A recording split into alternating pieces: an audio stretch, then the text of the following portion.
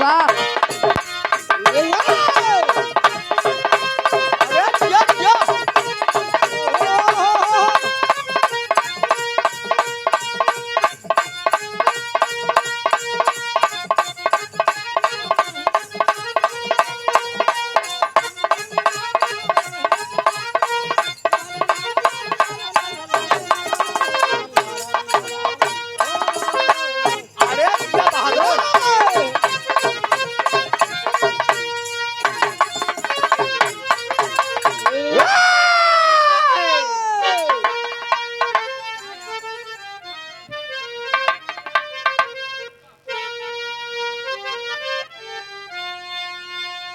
चार लाइन भूमिका पर आप लोग गौर करेंगे। आसान और पूर्ण विश्वास बा जितना लोग बैठा अगर ध्यान से सुनबा समझ आई जाए भैया। एक साथ दुई काम भी करा जाए जब कहते कई के नहीं झंडू बा भैया नहीं हर कराबे न हर कराबे फिर एक कानिका आइन कानिका गाइन कनिका खाई कहाँ खाए अबे नहीं खाई त्यावा चार लाइन भूमिका के भाव से।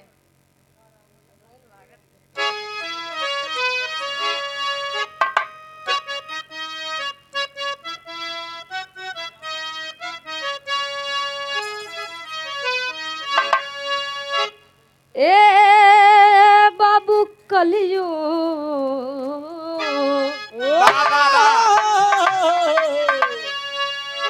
आने वाला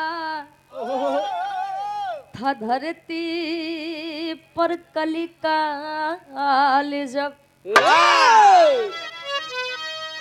कुछ झलकता है अपनी दिखाने लगा पाप कारा जो होगा अखिल विश्व पर सोच कर ही धर्म भय को खाने लगा होगा कितना पतन कांपते मन ही मन रवि के पहरे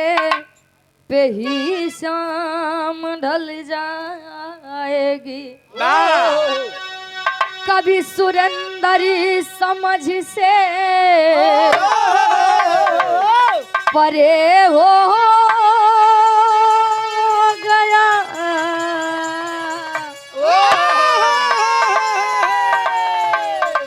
आदमी की नियत नित बदल जाएगी।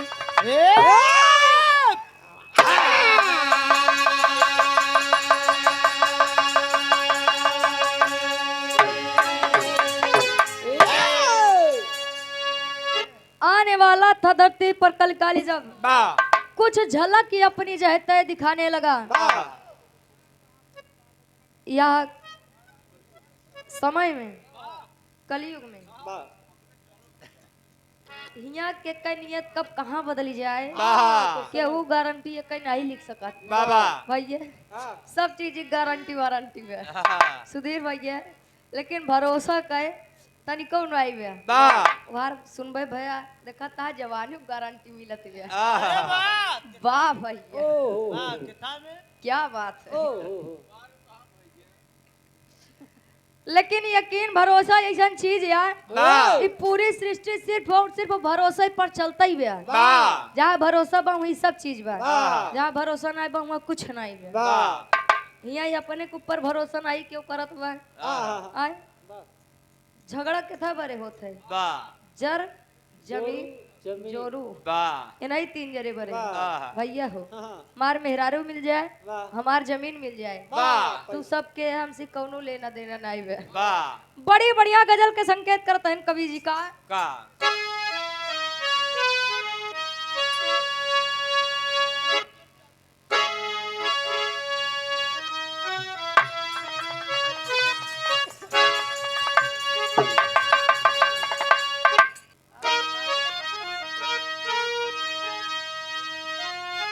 वाह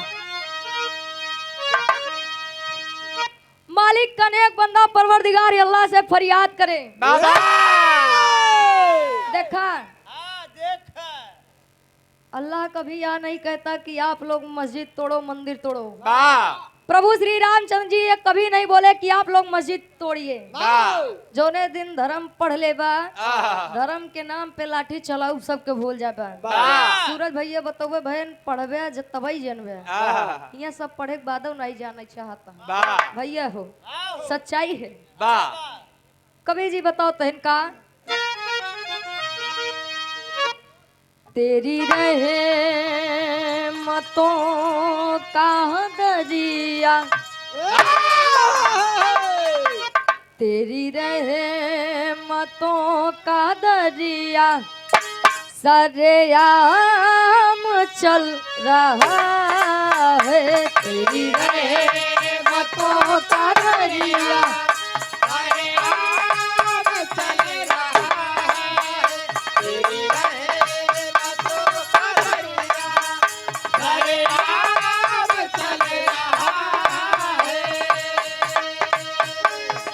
तेरी रहमतों का दरिया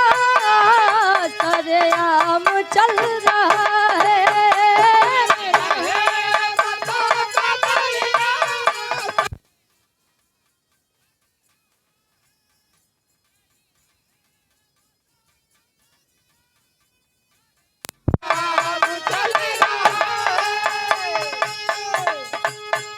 मुझे भीख मिल रही है ख्वाजा से मुझे भीख मिल रही है ख्वाजा से मुझे भीख मिल रही है ख्वाजा। मुझे भीख मिल रही है तो मेरा काम चल रहा है। मुझे भीख जियो से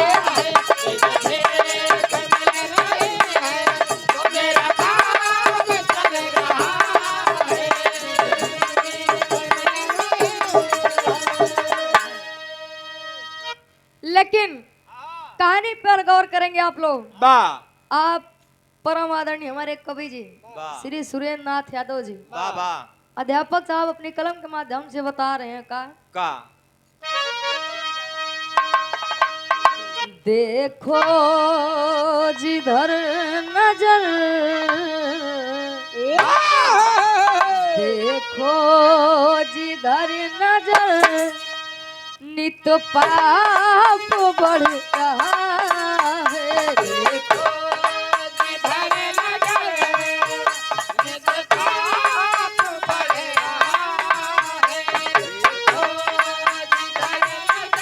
वाह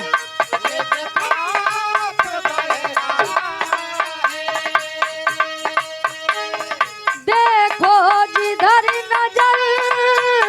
नित पाप बढ़ रहा है।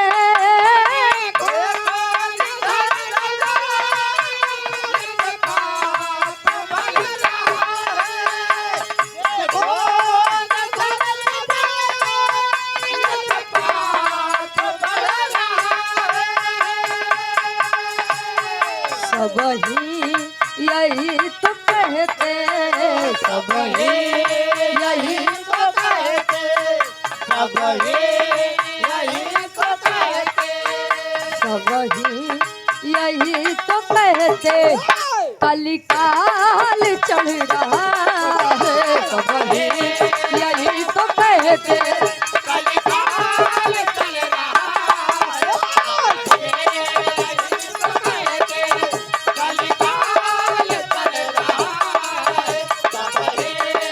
वाह देखो जिधर नजर नित पाप बढ़ रहा है। बा अबे देखला जहाँ तक नजर उठाए के देखबा आहा। वहाँ पाप ही पाप बढ़त बा। बा आपके जौनपुर के बात लैले लगातार एक कांड हो तरहन भैया। हाँ हमरे विरह के कहानी की शुरुआत यहीं से बा। कवि जी नजम के भाव से लिखिन का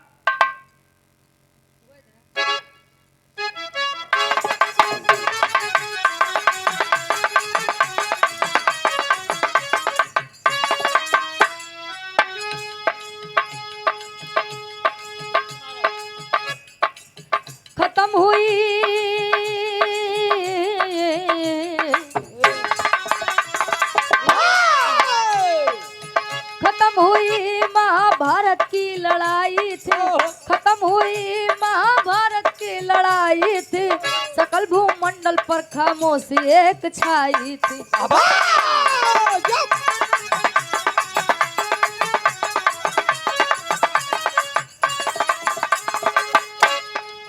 लगी सभा थी एक द्वारिका नगरिया में,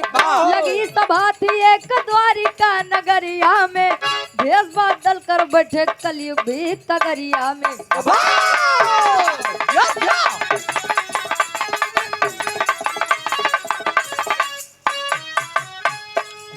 कहा नारद की प्रभु आपके रहते देखा,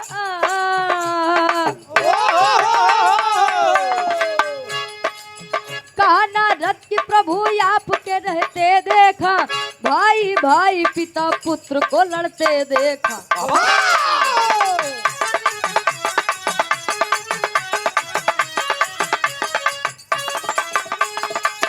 कहे नारद जी हृदय सोच के घबराता है, कहे नारद जी हृदय सोच के घबराता है, कहे नारद जी हृदय सोच के घबराता है, कहे नारद जी हृदय सोच के घबराता है, होगा समाज का तो समझ में नहीं आता है।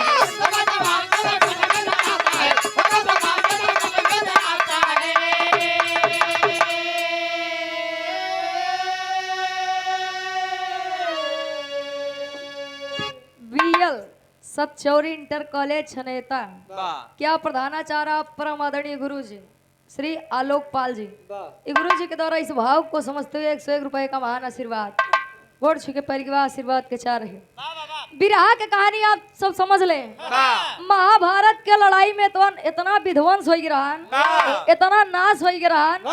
कि महाभारत की लड़ाई खत्म होए के बाद पूरी भूमंडल खामोश हो रही, शांत, पूरी द्वारिका नगरी एकदम शांत, कुरुक्षेत्र एकदम शांत। भैया पहले तो एक महाभारत भरा नहीं तो हर घरे रोज महाभारत छिड़ा बा, मन सुकून हेरत बा लेकिन सुकून मिलते ही नहीं बा, कहाँ जाए मिलत बस खाली सुकून के तेल भैया वही लगाई ले राहत रूप बा। सुकून के पीछे मन ही परेशान बा लेकिन मिलत कहाँ बा ना, मिलत बस खाली तेल वो ओरिजिनल नहीं, वो ओरिजिनल नहीं। द्वारिका नगरी में सभा लगी बा, सभा लगी बा, कृष्ण भगवान जी बैठा है, नारद जी खड़ा बहन कहे नाथ जब तक तो आप सतयुग में रहा, त्रेता में रहा, द्वापर में रहा, तब तक तो जमीन जायदादे बड़े देखा है, भाई भाई के नहीं होता है, बेटवा बाप के नहीं होता है। नाथ जब कलयुग आए तब कैसा समय, तब कैसा माहौल रही, जौने युग में आप न रहबा। कहन अच्छा नाराज जाने चाहता है, कहन जी बिल्कुल, कहन जा द्वारिका नगरी के भ्रमण कई क्या बा, और जैसा घटना घटे हमसे आई के बतावा। कहन ठीक बा। द्वारिका नगरी में कलयुग जी भेष बदल के बैठा है, भगवान कन्हैया इशारा करें, जात है दोनों जने। बाबा का कवि जी गीत के भाव में संकेत करें,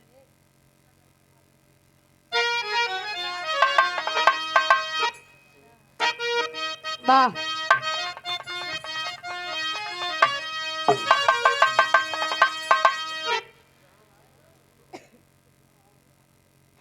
कोनो नई नवेली दुल्हन कहे आज तक कहा आज तक ढेर देखा घरे सुविधा होगी बा रुपया पैसा कमाई के आए सूरज भैया पहले लोग बहरे जाते रहे कमाए, देखा रामायण के दात सब देते, मिसाल सब देते, लेकिन रामायण के बातें केहू अमल करे तब जानी। भैया अमर यादव सराय चौहान की पावन धरती से 51 रुपए का महान आशीर्वाद। दुल्हैया कहे का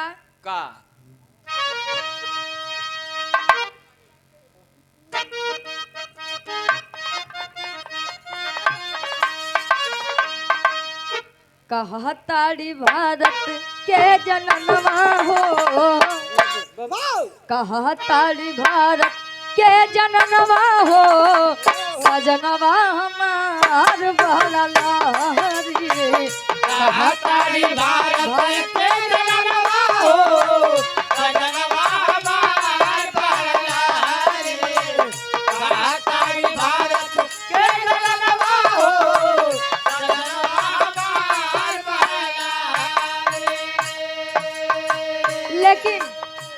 कवि जी भाव में लिखा तो है, नारद जी पहुंचन कन्हैया जी आगे मिले, दोनों जने जात हैं, बातचीत करत करत प्यास लाग गए। दोनों जने करें का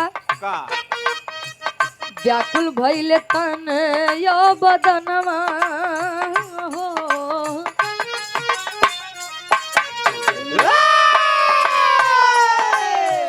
व्याकुल भइले तन यो बदनमा हो, खोज मुनिराई चल पनिया। व्याकुल भइल ताना यो बदनवा हो, खोज मुनिराई चल पनिया। व्याकुल भइल ताना यो बदनवा हो, खोज मुनिराई चल पनिया। अइले जाव पाँच गो कुवनवा हो,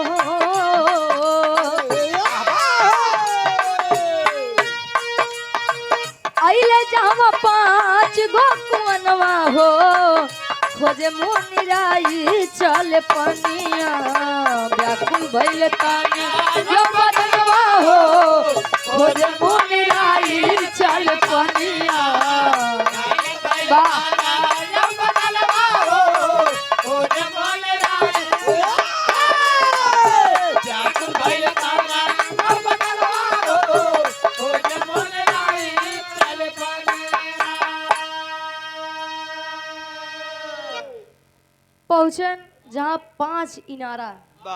कुआं, 4 ठियारी बगली एक के पीछे में, देखे तो बड़ा बढ़िया नजारा देखे के मिला तो है ये कली युग में भाई है भवा का।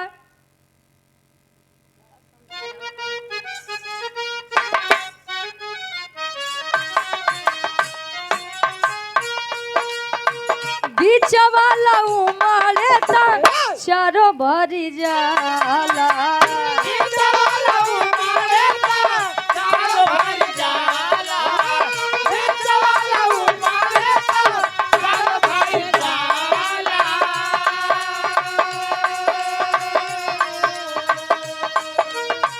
चारों जब होला के ता खाली रही जाला।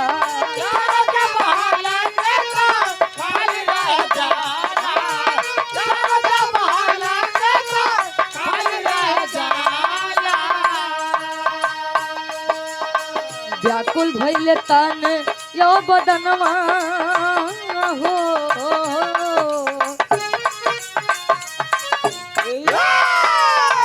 व्याकुल भइले तन यो बदनवा हो, खोज मुनिराई चल पनिया।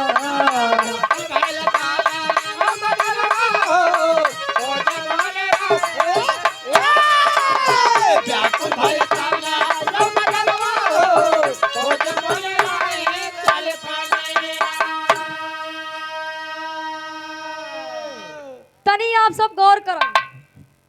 दोनों जने पहुंचन 5 इनारा 4 ठियारी एक के बीच में, जब बीच वाला उमड़े तो चारों भरी जात रहे, लेकिन जब चारों उमड़े तो खाली भरवई न करे। नारद जी कहेन बा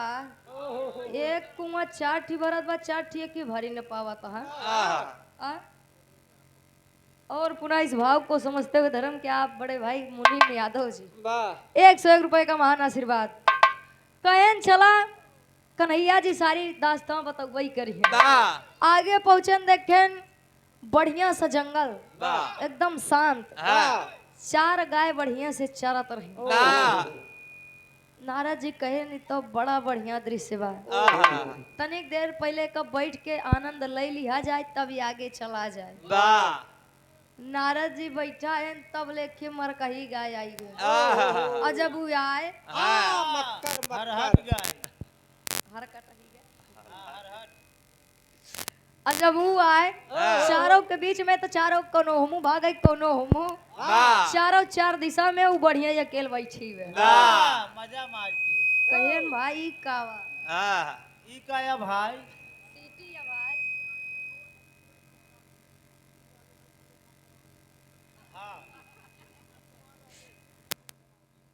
आगे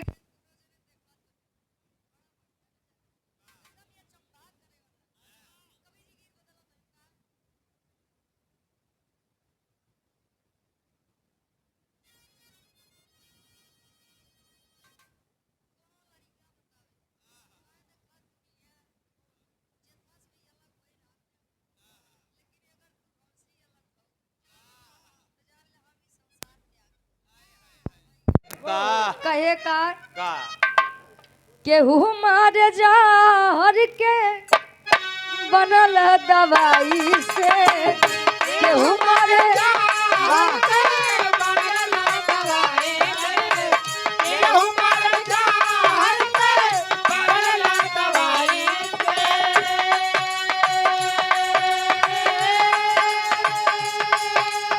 ए रानी हम तोरे बिना न रह पाऊ हाय हाय आय मेरी जान तू तो रही ना कहे का केहू मारे जहर के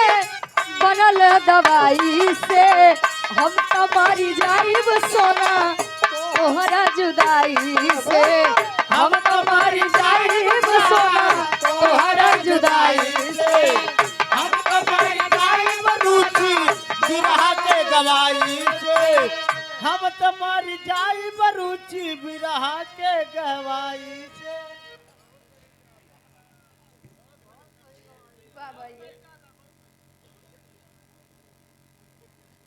दीपांशु यादव सराय चौहान की पवन धरती से 21 रुपए का महान आशीर्वाद टेंशन न ले तना जल्दी जाई न दी हाँ तनिको टेंशन जी ले हाँ भैया हो हम हंडिया पहुंच जा भाई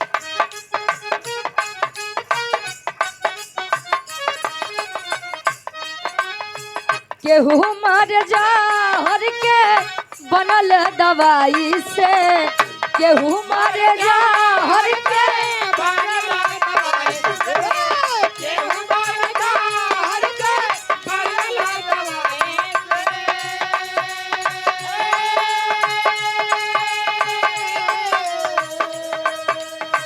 केहू मारे जहर के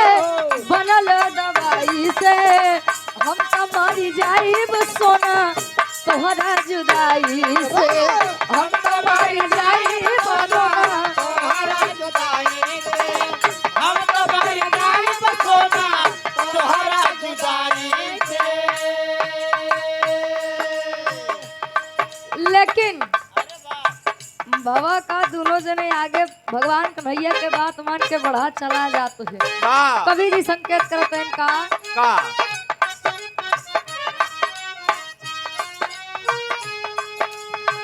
बात मान कान्हा के चले मुनिराई हो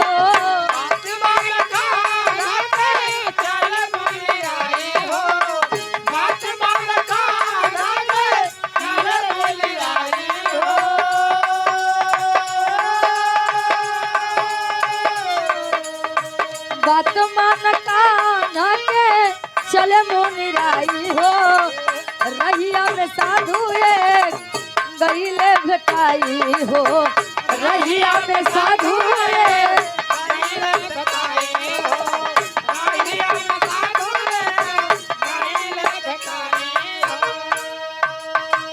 जात रहल दोनों जन पड़ल निगहिया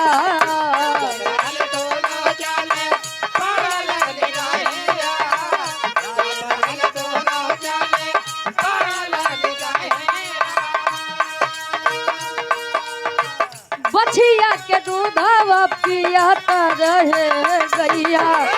बछिया के दूधवा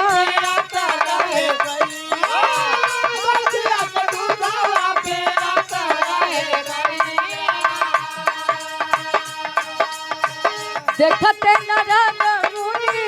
कैले घबराई हो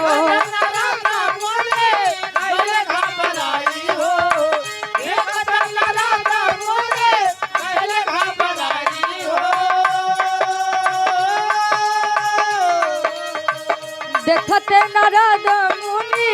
गैले घबराई हो रहिया में साधु ये गैले भेटाई हो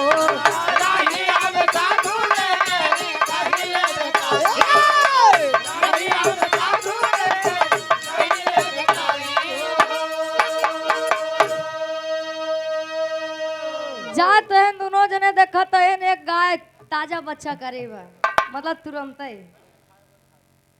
जे खाए वो खाई ले भैया जे लोग भोजन न करे हो बा इन्हें 6 जने छोड़ दे 6 जने ही हाँ भैया जा जा भोजन कैले जा जकरे पच गया हो जाए कैले दोबारा ढेर कष्ट करते हैं आप सब 5 दिन एक दादा बार भैया। जा खाई ले दोबारा हाँ खाए पिए पर एकदम टूट जाता हाथ तुम भैया आओ। अबे सूरज भैया कहन कहन रुचि चला माघ मेला 1 महीना ना। तो कम मोटवाई दी थी हम हाँ। आओ सूरज भैया टेंशन न ले ये हाँ बेचारे 14 बच्चे- बाद ही आओ हाँ ये बेचारे बच्चों का खोल ओढ़ा के दान कराओ। का सूरज भैया वाह भैया तू सब प्रयागराज रे कुछ भी कह सकत है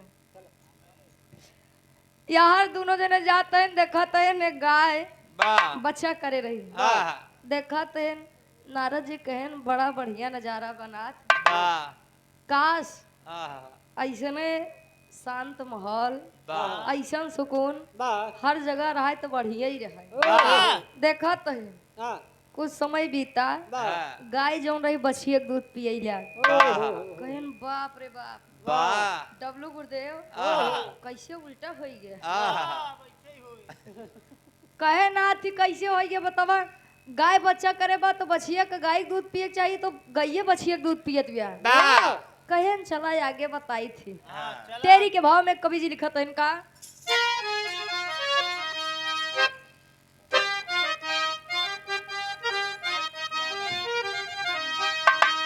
कन्हाई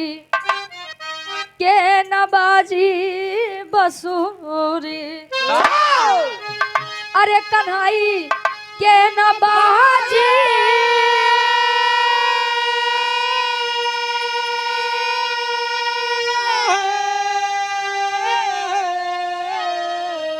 कन्हाई के नबाजी बसुरी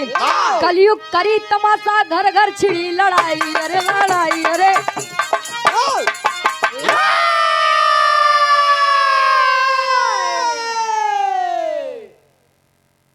कलयुग करी तमाशा घर घर छिड़ी लड़ाई कन्हाई के नबाजी बसुरी कहनी सब कलयुग में सारी घटना दिखाई धीरे धीरे जात तो है दोनों जने भव का झूमर में कवि जी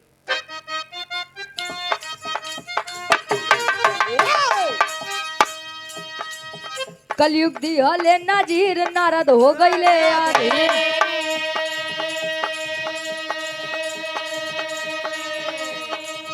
बड़े अगवा पर भीड़ रुझाई गईले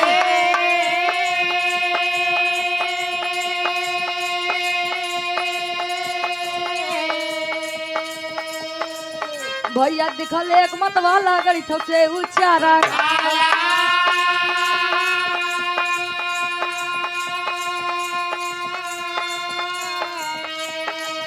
नारद कहे कवनी व्याला बात बताई गईले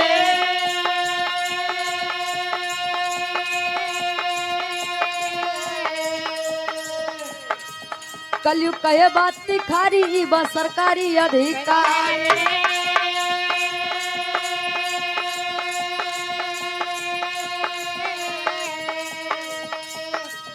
दिह काम रोजी टारी नित घुमाई गईले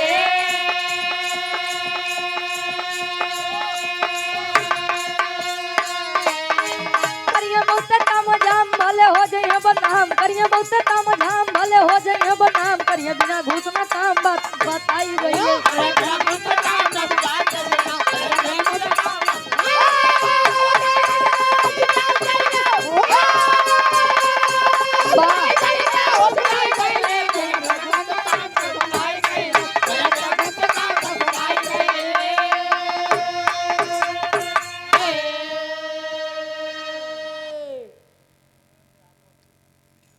धर्म के आप बड़े भैया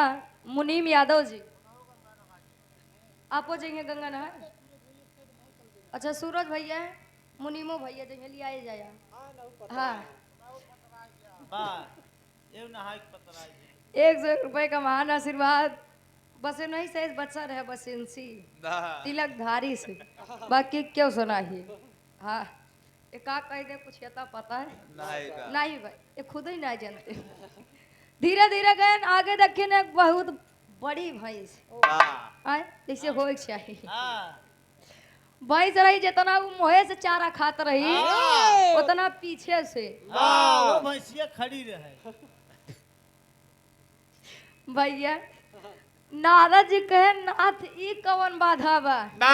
मतलब मुहेश तो खाते भाई पिछवस कैसे खात बा वो इच्छा था जोर जोर। कहे नारद का भैया सूरज पाछे कहे से नारद इच्छा था। बतावत ही का हो वाह दोनों जने पहुंचे सारी बात चर्चा करते हैं आखिर ई चारों चीज बा का बा कहे सुना बतावत ही पहली चीज के कारण आहा गीत बदल गए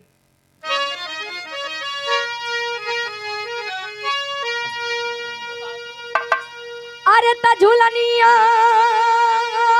के गुजवा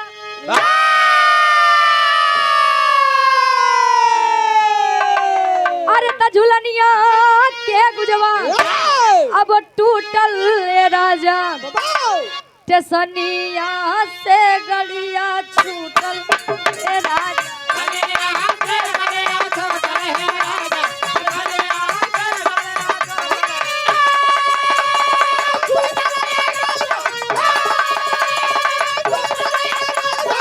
वाह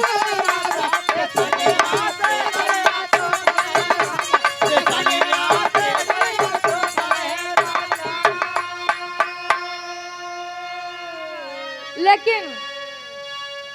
समझावत है बतावत है का होई अरे तक कलयुग में सारी अरे कलयुग में सारी ये घटना दिखाई भूखल रही जइए देख बाबू यौरी माई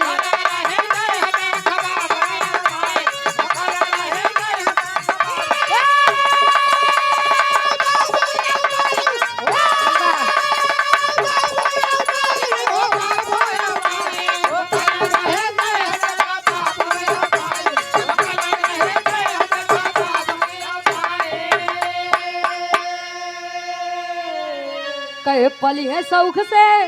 अब दो चार गो ललनवा तो यावत बुढ़ाई न पई है भोजनवा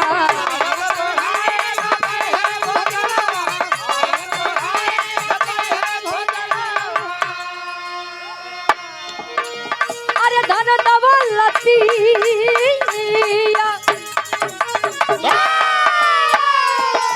अरे धन दौलतिया होली है बटाई भूखल रही जाए देख बाबू अभी माई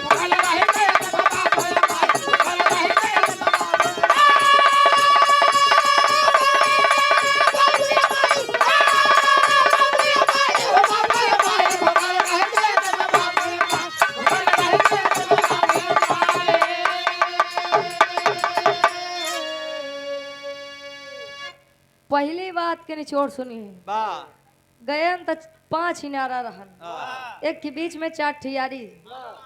एक की जब उमड़े तो चारों भर जाए लेकिन चारों जब उमड़े एक की भरवई न करे बा वो बीच वाले इनारा का मतलब एक महतारी बाप बा एक महतारी बाप 4 गदेला शौक से पली है लेकिन उन्हें 4 गदेला एक माई बाप न पाल पे पारी लगाई रानी हो माई। ए बेटा कहे महतारी बाप 4 गदेला बहुत बढ़िया पली है बढ़िया नीक से पतो देख के बियाहो कई दी है अच्छा बियाह जी हो नन चारो बा आए आ मान ला 3 ठिलायक निकल गए एक खी नलायक निकल गए तब एक बात जान लगा का जो सबसे छोटका नहीं रहा था वही बेकार निकला था आए अगर 2 जने हाथ छोटका ही तब हो बेकार निकले 4 जने हाथ तब हो 5 जने हाथ तब हो बच के रहा जब भैया हो आए दूसरी बात का रही 4 गाय शांति से बैठ के चरत रही लेकिन एक खियाई के चारों की अलग कर दी सपनों आराम से बैठी मतलब 4 पतो है आराम से रहेंगे लेकिन जो सबसे छोटका नहीं है इतनी बेकार ही आई जाए काका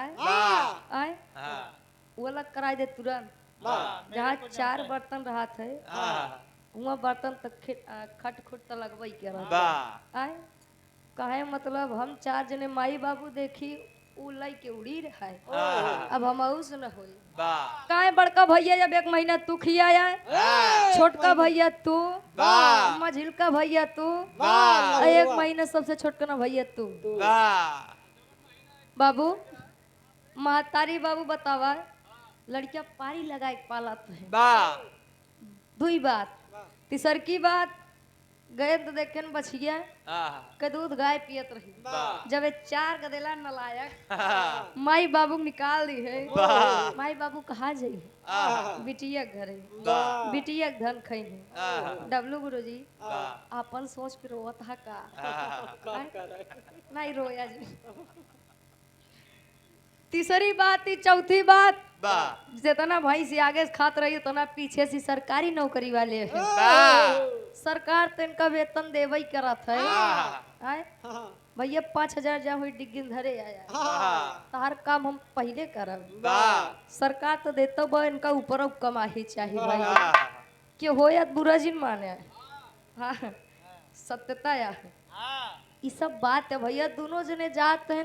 नारद जी सोचत है बा कि भगवान ई कलयुग का तमाशा करी आहा पापट के भाव में कवि जी संकेत कर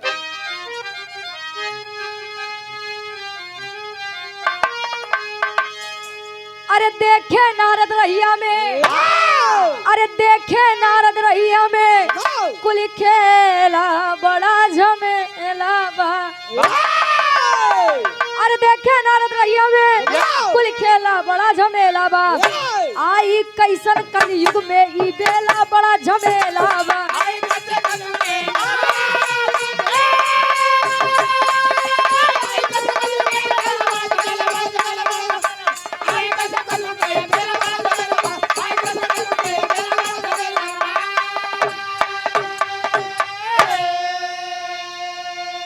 अगवा देखे पहाड़ भारी तो खाला हवा में गोता हो बिन आधारू बदल रहल बस खाली कच्चा सूता हो अरे भागे मुनिवर हवा से अलबेला बड़ा झमेला बा अरे भागे मुनिवर हवा से अलबेला बड़ा झमेला बा आई कैसन कलयुग में ई बेला बड़ा झमेला बा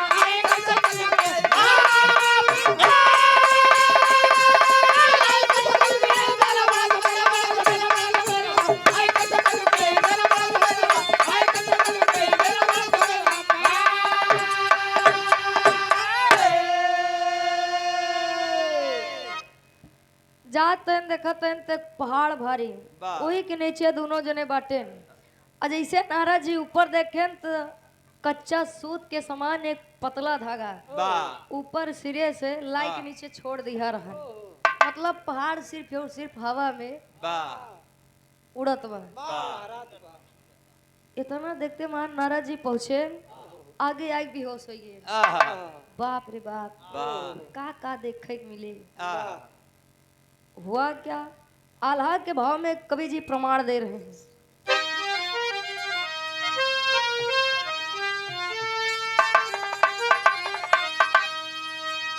है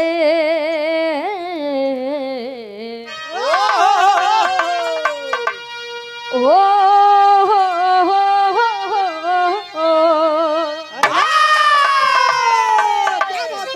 सतयुग में राल भारी सत्य के पहरवा बाबू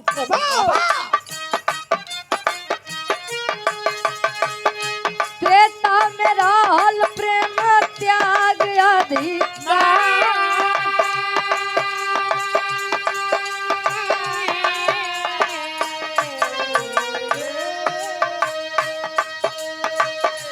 द्वापर में डूबत रहल धर्म के नैया पंचो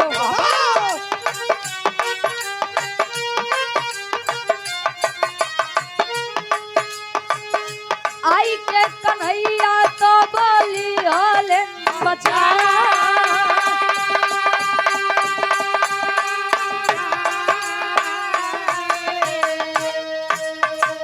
पड़ल जब आवाज काने मोहन के बसुरिया भैया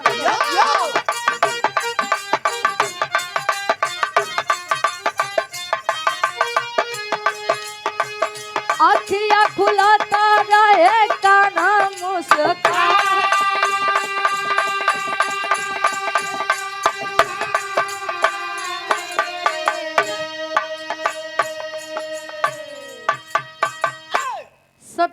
में सत्य, त्रेता में त्याग, रामायण आए लोग रामायण करत ही केथा बरे का ऐसा सरपट्टा पढ़त जाए बरे आए रामायण में 14 वर्ष के वनवास सिर्फ और सिर्फ राम जी का भरहन साथे के गरन भैया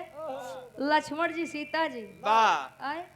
जबकि उनका दूजे ने नाही रान सिर्फ प्रेम बरेगर है। आज के भाई छोड़ दे जानी आए आज बात हो जाएगा।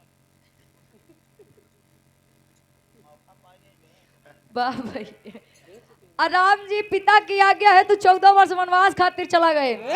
आज के गधेला 14 दिन कमाई चला जाए जानी भैया रामायण सबके देखे हो बे सबके सुनत हो भाई रामायण गावे लगा तो बहुत जने होते कहते अरे एक सब तो सुने ही दूसर को सुनावा लोग काहे गावत थे कहाँ से बजिया आवत रे हो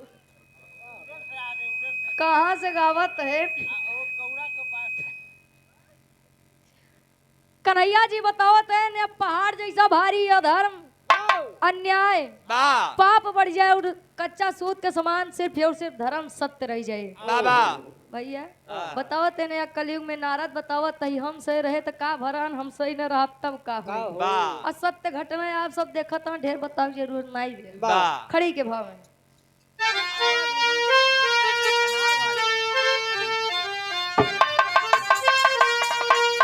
अरे कहे कन्हैया रही है ना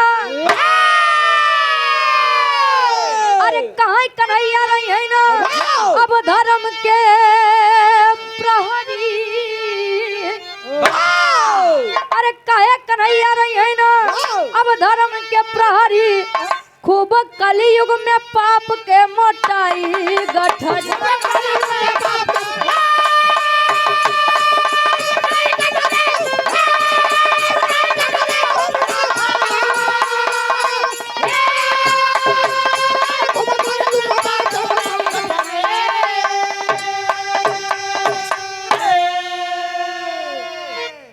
स्वार्थ में मानो सब हो जाइए अंधा ढोंगी लोग बने लिए ये धर्म के अपन धंधा महात्मा का मतलब वो संसार से कोनो लेना देना नहीं भैया लेकिन ये अयोध्या चला जाए प्रयागराज में कुंभ के मेलम जाया तिलक देखता हमसे अयोध्या गए दर्शन करे राम लिख देन कहे भैया 30 रुपया दे आए कई जने रहे 7 जने 30 रुपया दे दिन मुंह पर भैया ये सब धंधा या बढ़िया जा तिलक चंदन लगाए बैठ जा 2-4 ज्ञान भरी बात बताई दे प्रभु याद से बढ़िया इनका सही सही लूटत के जानता आए नहीं काकी दादी लोग पहुंच गए तार बेटवा सरकारी नौकरी पाए बाबा ले 500 रुपया आए तोरे जने प्रधानी जीत जाइए बाबा दोबारा दर्शन दे भैया कान कब कल आए आवा त्याग बलिदान घटी बटी कुली नाप के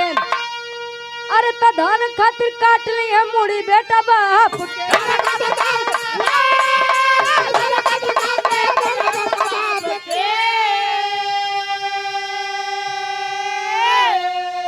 अरे गुरु बनाइए अपने अरे गुरु बनाइए अपने अब शिष्या के मेहरी अरे तो गुरु बनाइए अपने शिष्या के मेहरी खूब कलयुग में पाप के मोटाई गुरु बनाइए अपने शिष्या के मेहरी बतावे जरूरत नहीं भी ए भाई बारे आज के गुरु वही में हमारी वाह भैया ई कलयुग आवा आखिरी में खानदान का परिचय बा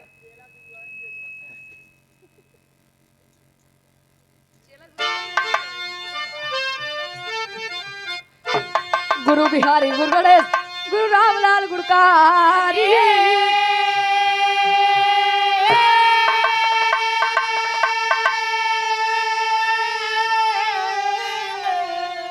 अरे गुरु चंद का राधे श्याम गुरु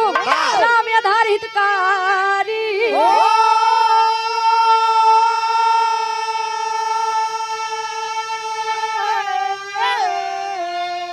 कन्हई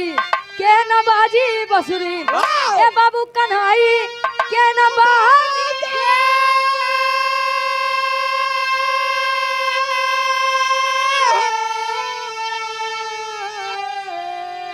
कन्हाई के नवाजी बसुरी रुचि कवि सुरेंद्र कितना बात बताई कन्हाई के नवाजी बसुरी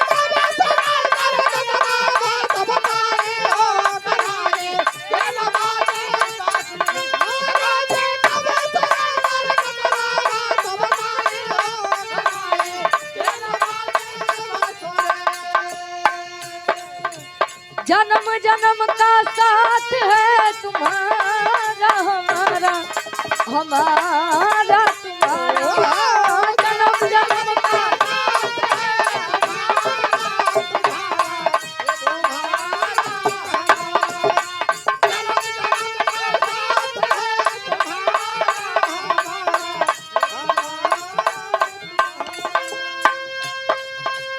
अगर न मिलते इस दुनिया जन्म जन्म का साथ है हमारा तुम्हारा तुम्हारा